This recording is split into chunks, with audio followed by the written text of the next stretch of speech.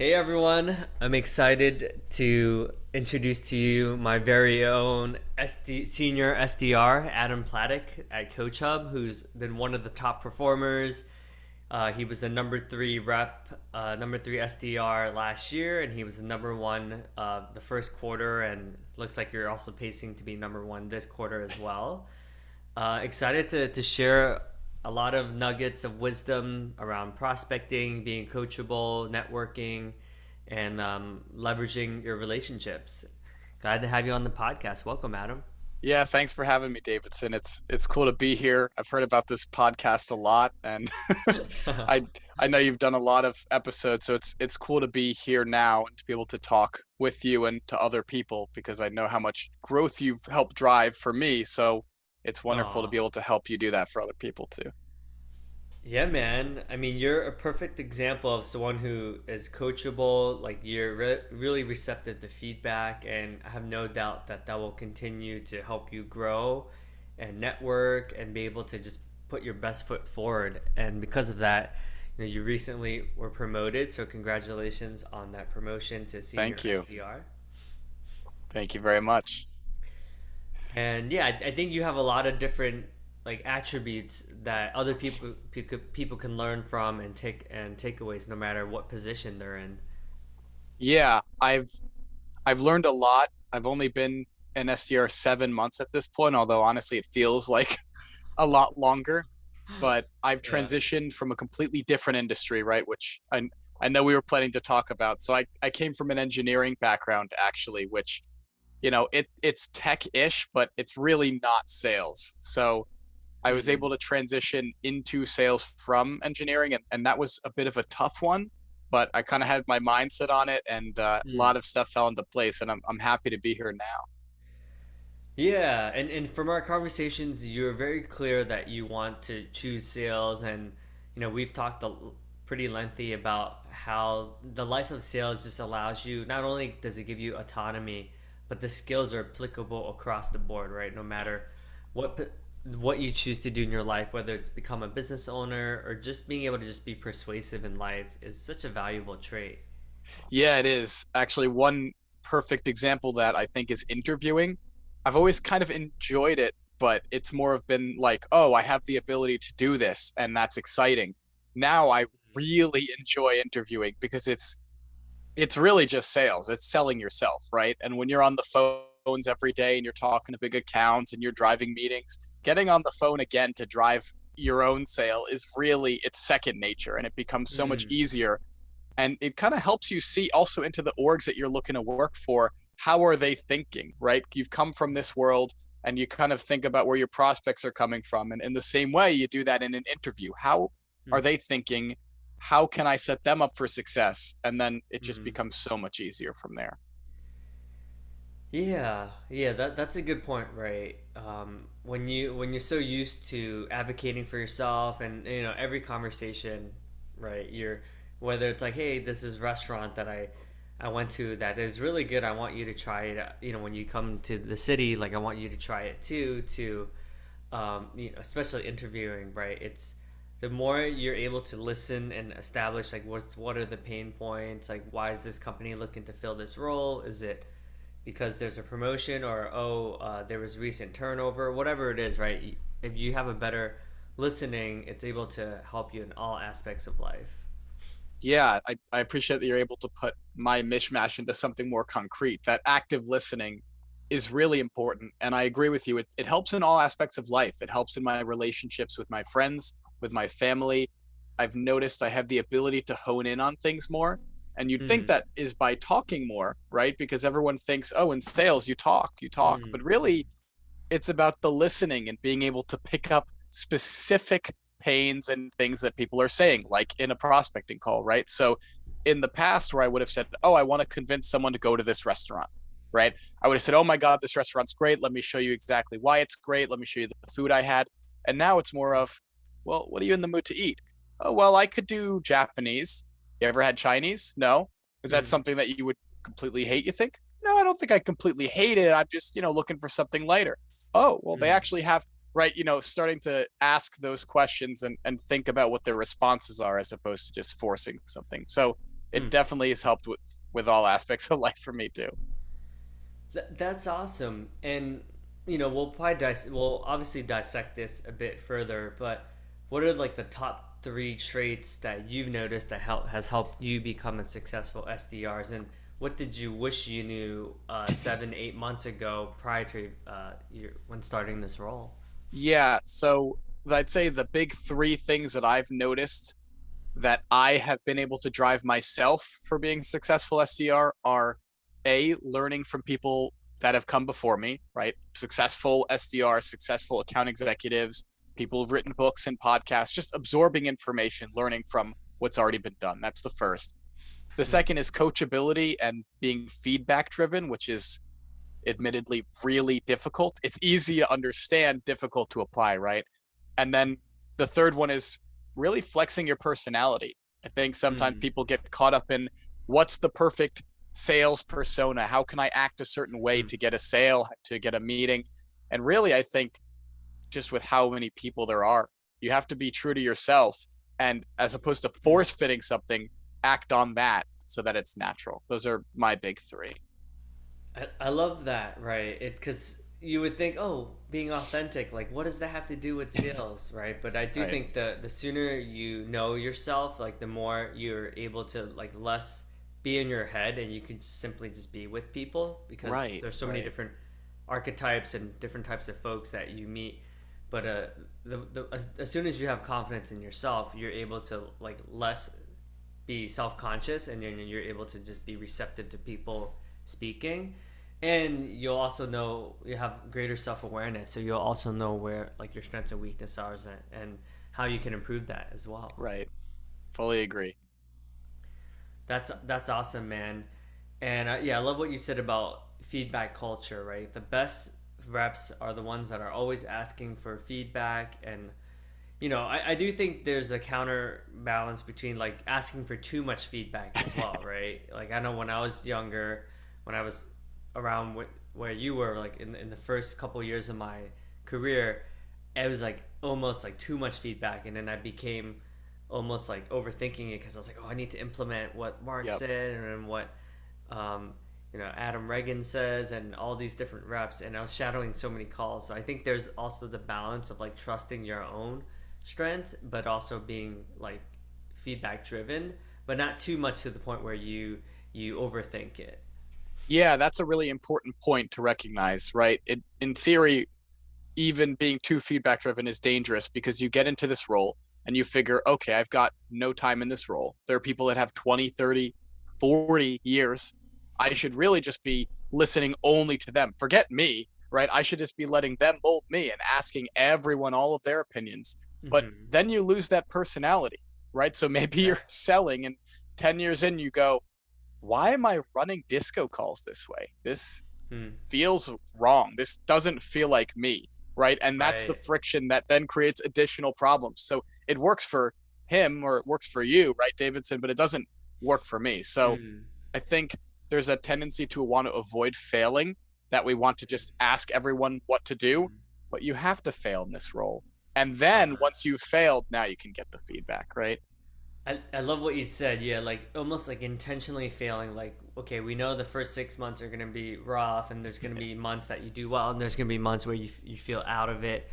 But really setting yourself up. I mean, what other position out there can you have this many at bats, right? I think that's rare. Yeah, there's a lot of positions where you do the same thing and you're not really encouraged to go outside of your role at all too, Yeah. right? So Yeah. like I think of a lab, for example, nothing against lab testing, but there's a specific procedure, right? And if you don't do that, you're risking people's lives. You've got to Mm. do it a certain way, right? Yeah. Whereas in sales, you're encouraged to try new things if you think it'll drive success, and maybe it even doesn't, right? But you figured that out. So you're Mm. given that opportunity, like you said, the at bats to experiment as well and to hone what you see as successful and then to run with your own process. Yeah, so speaking of your own process, it sounds like, so I like the terminology like Frankensteining things, like learn from Cynthia, learn from Jill, learn from Yolanda, learn from Davidson, and kind of combine it all together. Like, what have you found to be like your own process? And clearly it's working, right? You've seen pretty consistent success month after month. Yeah, I will say I'm still Frankensteining, right? I've still got a lot to put together and hone. But so far, I've noticed I think you've described me before, Davidson, as politely persistent, right? I'm very polite. I'm never rude to people. I never take a rude tone, but I am persistent. I will call people and call people again. I had a call recently, actually, where I got them on the phone and I think they said, "Wow, you are really persistent." And then they hung up on me. But they called me persistent, right? And it wasn't friction. It was like, "Wow, just," and then they hung up. So it was like I can push and push and push, and I've noticed I can push more if I'm polite and I'm kind Mm, and I'm generous and I have mm, just this tone where no pressure, right? I'm just here. I'm so I think the combination of tone and what you actually do kind of can let you experiment a lot more with that. So mm, I've taken that really upbeat, polite tone, I think, from you, for example, and that persistency and maybe a little bit pushiness from other reps that I've seen have been successful with that. And so those two together have been really mm. successful for me, for sure. Yeah, it's funny because most in other positions, being like persistent would be like, oh, a negative thing, right? But only in Yeah, sales, when someone says that, you're like, yes, like I've done my job, I've like done my job. I'm good. Like Exactly. it's like a compliment in the world of sales. Yeah, how many calls have you been on where we've set up a disco and someone's been like, "Wow, Adam has been really on top of this. Yeah, He keeps calling me, right?" yeah. Yeah, that's the key, right? I mean, especially in this virtual world, right? We're inundated with noise, and I Yeah. think more now than ever, like yes, like of course there's some strategy, right? There's research and stuff like that, right? But to be honest, there's always going to be an element of sales that's going to be like, hey, how strong are you with the follow up? How uh, on top of the calendar, like how can you prioritize whatever it is you're helping them solve over the 50 billion other things that Right. come across their plate, right? And if I can add as a bookend on the other side, knowing when to stop or when it's not Right, appropriate, right? Which is right, you find this out through failure, right? yeah. Um I called someone one time and it was a Monday and they answered like, "Hello." Right? I could tell this wasn't going to be a good call. And finally, after 15 seconds of pulling teeth, essentially, I just said, "Hey, listen, it sounds like I got you at a really bad time. What's a better time for us to talk?" Or I think I said, "I got you on the case of the Mondays," right? And she just laughed. She actually found it really funny, just the fact that I addressed that there. We called Yeah. again later and I booked it, right? Because she recognized that I was giving her enough space and had the empathy to recognize when she was not having a great day, right? So Mm, the politely persistent only works if you're not applying it all the time. If you're applying it mm. most of the time and recognizing those situations where, hey, maybe this is kind of out of place here. And you learn that along the way when that is, right? Yeah, I love, and you're also really good at like pointing out the elephant in the room, right? Yeah. I think that always disarms them when you're like, hey, I know you're not expecting my call, or hey, like in your case, it sounds like you have a case of the Mondays. It's ultimately like pattern interruption, right? Let me do what the opposite of what most people do, which is like, hey, we're not a sales call.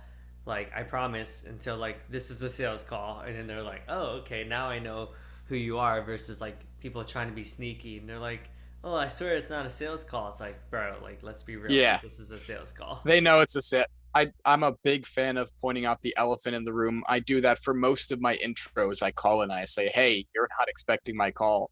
Yeah, This is a sales call. I'm calling about this," right? exactly. Or I think one time someone was a bit guarded. I could tell, and I kept calling this person back. There's the persistence, right? The first time I got them, they were a little rude. They really gave me no time of day.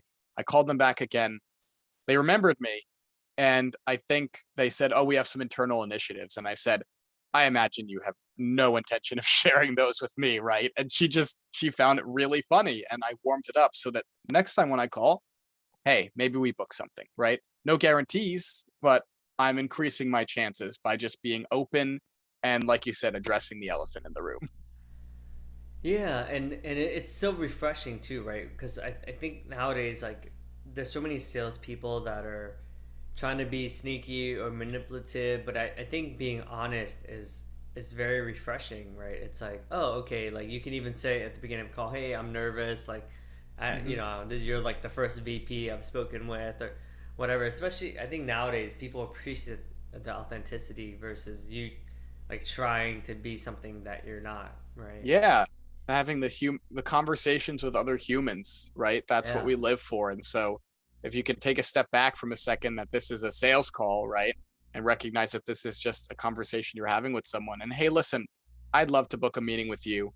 I know that you're probably looking to guard your time, right? Here's why I think it's valuable to you. Just being open about it, no sneakiness, no tricks, just this is how it is. That's awesome, Adam. Thanks for sharing all that. What is something that you wish you knew like 6, 7, 8 months ago that you would tell anyone that's transitioning from outside of sales into like this is our first tech sales or first SaaS sales position? Yeah, I'd say this sounds kind of silly, but don't take it so seriously. I mean, here's the thing, right? Here's what I've learned a lot so far. A lot of sales is luck and also timing, right? I think, what is it? The three T's? It's territory, timing, and talent. And I Yeah, think in yeah. that order, right? Talent probably is 10% of that. So, hey, Mhm. it's important, right? Because if you're applying talent consistently over your sales career, it will show. But in the immediate terms, you might have a crap territory or you might not have the best timing. That's why you call back 3 months later, 6 months later. So, not taking it so seriously in the sense that do your best, give it your all.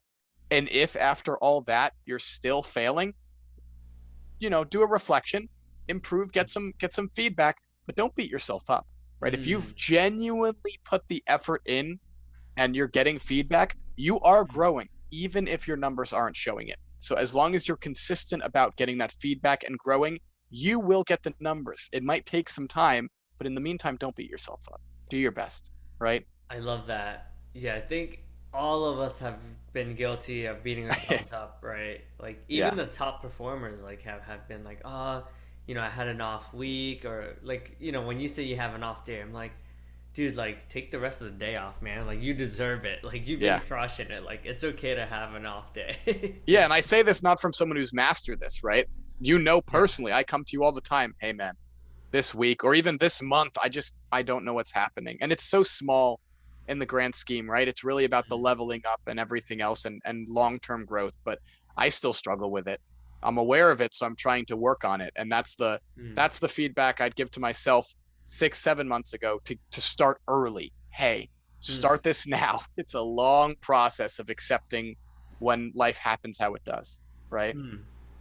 Yeah, that's brilliant. And it's funny how we met through the Reddit sales forum as well, right? Like you wouldn't think that that's where you meet amazing people, but you also met someone else at CoachHub who you referred who's also incredibly talented as well. So it's just funny how the universe works. Yeah. Um, Part of that was, timing, and then part of that was also the talent, the persistence, right? So I reached out Mm, to you, right? I think I asked about mentorship, and I got lucky though that you checked, right? You checked your inbox. And so I got very fortunate. I was very fortunate to have that group. I think I learned so much in that group, mm, especially in the beginning. And like you said, yeah, I pulled two people from there into coach hub roles now. So mm. it does kind of come full circle, right? I wanted to be able to give that back to other people when I was given it. And you never know Yeah. what's going to happen with networking, right? That's an interesting perspective, right? Like you're always giving back, and you're relatively earlier in your career, and yet you already have that mindset. So I assert that's probably one of the things that's also making you pretty successful, right? Like having that adding value mindset wherever you go, and pretty frequently, right? It's also setting those boundaries where like you still take care of yourself as well and put yourself first, right? Because if your well-being or if you're doing too much, then that can also like not Yeah, be healthy if it's like over indexing on that strength as well. absolutely. I think some of the most successful, if not most of or all of the most successful reps give a lot, maybe even more than they take, right? And Yeah. in the grand scheme of things, this is a bit beyond us. This is more into like life, right? but I think the research has shown that some of the most rewarding things in life are not big money or even necessarily starting a family or anything like that, but giving, just Mm. giving, and just that how much you gain by giving to others constantly. But it does also have a way of kind of giving back to you, especially in a career like this, because you give to everyone and eventually something will fall into someone's lap and they will go, yes, of course I'm going to help him out, right? Or her out. I love that, and similar with your prospects, right? You're giving them value. You're offer, I think if you have that mindset where you're always being a contribution, you're helping your fellow teammates out, which you do all Right. the time. You're helping onboard the new employees. Like if you ever do need help, whether it's 5 years, 3 years, 2 months, 2 days later, people are way more likely to help you because you've built that goodwill. You've built that like brand recognition. We're like, oh yeah, of course I'll help Adam. Like he's the man, So you always want to be that person that's like, oh yeah, she's awesome, he's awesome, and Yeah. just from that, life becomes a lot easier. And even recognizing that even if you are giving, and you're not getting back the same amount, or even if you're not getting back much at all, which to be honest is probably rare, usually you're going to get something. But even if you're not, it's still the reward to just give in the first place, right? If you're giving to receive, if you are giving out because you expect people to give back to you, what's going to happen is eventually you're going to hit a rut where you're not getting back and you're going to feel resentful. Hey, I gave so much. Why am I not getting Mm, back? And that's just going to drive you into a crazy spiral, right? So if the key is to give because you're helping others, mm, and that's the reward alone. And then if anything else happens on top of that, if someone gives back to you, icing, icing, I love right? that. That's a huge takeaway. Some of the most successful people I know at LinkedIn or at China or any leadership team, that's their mentality, right? They don't have like a check and balances like, oh, I gave this Right. much. They because they're always giving, when things do come to them, it's like, oh, okay, like yes, like this is the way the universe works, right? Nice. The Yeah. folks who really keep tally and it's like, oh, I gave this much, and yes, like obviously you don't want people to totally take advantage of you, right? So Right. that being said, you also want to set healthy boundaries, but you also don't want to be someone that's like really like keeping track of everything because that'll drive you bonkers. Crazy, exactly. And I think the key is, like you said, finding the balance. If you're giving too much to the point where you're drained, it will Yes. feel like you need to get back just to break even, right? And that's not where Mm, you want to be either. But if you're giving yeah. to the point where you're like, you're content, right? Then you're living your life, you're having a great time. And then if something does fall in your lap, you go, oh, I completely forgot about this. Hmm. Nice, right? Nice. And but the key is to not drive yourself, like to completely drain yourself, right? Because then you're just going to be failing in that sense for yourself, right? And switching gears a little Yeah. bit because I saw that you're really in. We talk a lot. You're really into cooking. Yeah. You're super passionate about cooking. How have you found like the analogy like with cooking and sales to be related in terms of like trying new recipes and failing and learning from it and reiterating and getting better? Absolutely. It's funny because I will cook for myself occasionally, but usually I'm cooking for other people. And I could cook the same thing for myself that I cook for another person, and I will feel 8 times better about cooking it for someone else. The Hmm. amount of reward that I get just by seeing someone else enjoy something is so much more, especially if I can make something that someone really wanted. Like I made a Uh, tres leches for my roommate for his birthday, uh, and he just went, oh, he was eating it and his eyes lit up, and it was so powerful. Whereas if I ate that, I would have been like, nice, it's pretty good, right? So absolutely. huh. I feel so good about giving to others with cooking, and also like you said, experimenting. You have to experiment when you're cooking. You have to experiment in sales. And Right. you're gonna one of the eventually you're gonna create something and you're gonna go, wow, that sucks. That's not good. Right. And then you go, okay, so let me think about how I would improve it next time. And how can I take on that feedback? And it's actually interesting because in cooking, people are very hesitant to give you feedback because they're like, Uh, oh, I don't want to offend this person who just huh. cooked something for me, right? And I usually say, no, no, no, please.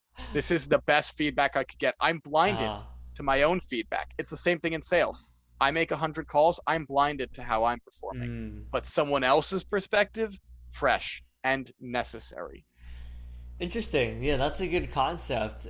And how do you? And then the delivery of the feedback is important as well, right? If I'm It just straight is. like this sucks, then it's like I think it's maybe sandwiching, like is a good method where it's like, Yeah. hey, like I like the spices, like the onion was a good, the garlic was a good add, and the color, the palette looks good. Something that I like, maybe a little bit less salt. I know it was a little bit too salty for my taste, but other than that, like I thought it was pretty good, like a 9 out of 10, something Yeah. like that. Sandwiching is super important. That's I also have learned that in Toastmasters. It's like a really common feedback system, right? So Yeah. I think for receiving feedback, it depends, right? I've gotten to the point where I can take harsh feedback, and at the moment I'll go, whoa, but later I'll analyze. But Huh. I'd argue a lot of people you get harsh feedback and they just completely ignore, which is Mm. fair, right? You have to Yeah. build that up. So I think it's Mm. even more important to do something like that when you're giving the feedback, Mm. for sure, because you could deliver the same feedback two different ways. One of them might help the person improve, and one of them they might just ignore it, right? Right. And not everything's negative, right? If you tell me that you really like the use of the onions and there was too much salt, you actually gave me two pieces of helpful information there. One is, hey, those onions were great. Keep doing that. Right. And consider less salt. Whereas if you just go negative, they learn one thing. If you just go positive, they learn one thing. So you actually kind of amplify the feedback by giving multiple Mm. types, right? Yeah, yeah. I love your mentality, man. It's no surprise why Jack, who is your manager, always says like, yeah, Adam could do anything. We always talk about, yeah, Adam could do anything. Like he could be whoever he wants to be. It's like if he wants to be the principal of this boarding school tomorrow, he can do that too. The I don't know feedback why is, he uses yeah, that example, but that's his example. yeah. Gosh, of course it is. Yeah, I mean, I've it's taken a long time to get here, and I recognize, of course, that I've got a long, long road ahead. Right, the awareness of faults is the very beginning, right? But being able to receive feedback is honestly probably like the biggest fast track. I think this because it's free advice. How often do you get free advice falling out of the Yeah. sky, right? And Mm. normally people try to search for it, but it opens up a completely new world. It's like a key, right? When you're able to take sometimes even really harsh. Like I've had people yell at me before and tell me awful things, and later I'll go, "Is there truth in what they said?" Right? Are Right. some of the things too harsh? Yeah. Is this and this maybe true?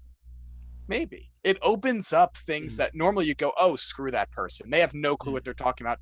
To that was mean. How much truth is there? Right. Right? So it kind of just does change everything. It's like a cheat code, honestly.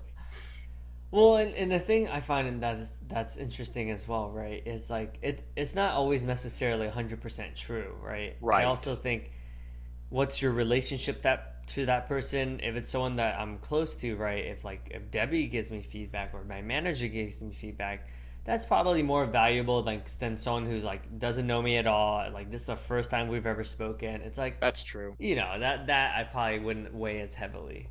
That's a good point. That's a really good point. I think there's always a factor in feedback and criticism and, yelling when people are upset. That is a Yeah. lot of that person's mood and how they are, and less to do with Yeah. what you are. And I Yeah. think when you are closer to people, it just becomes easier to figure out how much of that was their business and how Mm. much of that is your business, right? I have Right. really good friends. When they blow up on me, I could probably give you a percentage breakdown. Like it would take time. It would take a few days for me to like remove myself from the situation, right?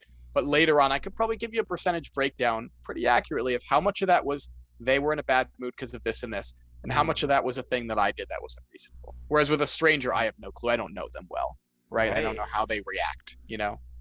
Yeah, yeah. I was one of the privileges I working at LinkedIn. There was a head of mindfulness where his whole job is just mindfulness. His name is Scott, and he always gave like such a perfect example. He said, when people cut you off when you're driving to practice, right? Like he was saying, it's like, oh, you don't know if that person like is driving fast to the hospital because like their Right. mother just fell and like they're going to the hospital to support them, or like, oh, his wife just gave birth and know, Right. he's running, like he's leaving work, and right, so we just assume, we're like, oh, f that guy, that person like should go to jail, like blah blah blah. It doesn't make that, you know, that right, but you just never Right. know what someone's going through, and that really, like your empathy and the compassion that you have for others and yourself is pretty solid for someone who's been in, technically in sales, like less than a year, right, in a more traditional full-time role. I really appreciate that. I've definitely had a lot of great mentors like yourself. I'm sure you're not surprised to hear that, right? But yeah, Thanks. I try to give benefit of the doubt to people. And there's the common argument there is that you're going to end up giving too much benefit of the doubt and people are going to take advantage of you. Mm.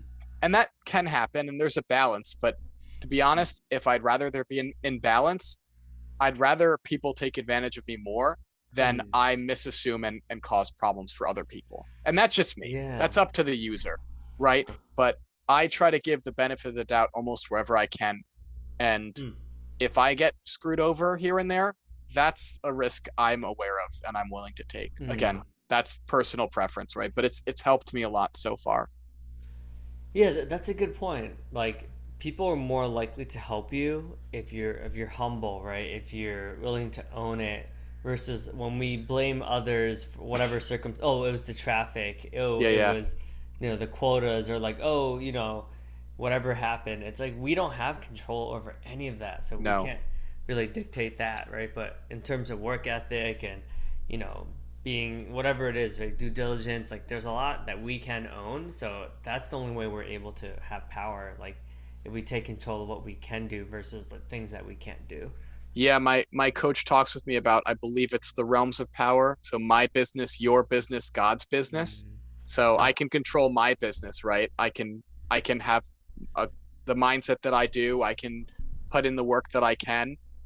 I can't control your business. I can't tell you what to do. Mm. I can't tell you how to act, and I certainly can't tell you how to feel, right?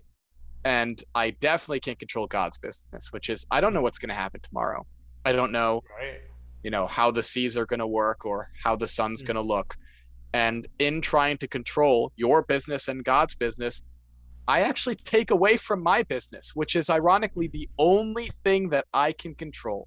So in doing that, it actually backfires, right? How many times have you tried to convince a friend not to do the thing they were going to do, and you end up, wasting your own time and causing stress for yourself? You just took away from what you could be doing to help yourself, Mm. and you didn't get anything done on their front, right? So that's something I've learned that I'm obviously actively working on that has helped me a lot with putting in perspective what can I do and what can't I do, right? Wow, brilliant, Adam. Yeah, a lot of what you're saying is applicable to anywhere, like not only in sales, right? In Yeah. life, in having positive, just having good relationships, and being able to just live a life where you're able to do something about the circumstances, right? It gives you power, it gives you the ability to make changes, it gives you the authority to be like the director in your life. That's Yeah. brilliant. Yeah, I think sales is a good training ground for that, right? Because every job ultimately you have only so much power, right? But it's very, very apparent in sales and quickly, right? If you don't have control over your territory, you will learn quickly how much harder you'll have to work, or what you can't probably even do, right? All you can do is do your best. So I think sales is a good analogy to be able to test how much control do I have and how can I make sure I control what I can Mm. and give up what I can't. It's a really good small picture view of that analogy, which extends out into life, right? That's awesome. Well, thank you so much for coming on this podcast. So many takeaways around uh, feedback culture, just the way you think, being able to ask for feedback, improving, and yeah, you just being the author of your life. Thank you for coming on the podcast, Adam. I'm Thank sure you, we'll have you Davidson. back again in the future. I'd love to be back. Thanks, Davidson. Take care. Bye. You too.